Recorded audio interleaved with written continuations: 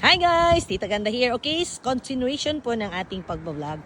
So, panahon na po ngayon ng Sakura time here in Japan. So, yung mga gustong mag-travel to come on the land of the rising sun, which is Japan.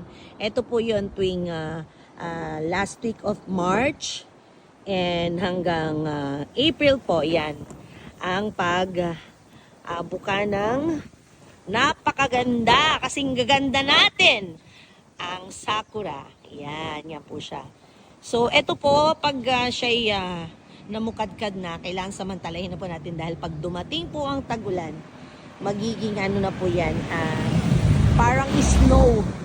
Matatanggal na po yan sa kanyang puno at malalaglag na parang snow. So, ito, nanamnamin po natin ang ganda ng sakura.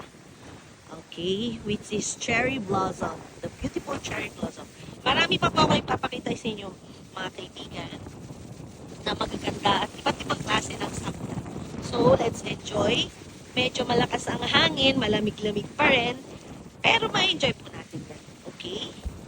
So, enjoy lang.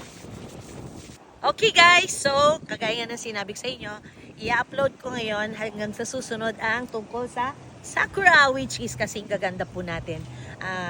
Subaybayan po ninyo at marami pa po akong i-share sa inyo na iba't ibang lugar at iba't ibang mga events po about this springtime, which is cherry blossom time. Okay guys?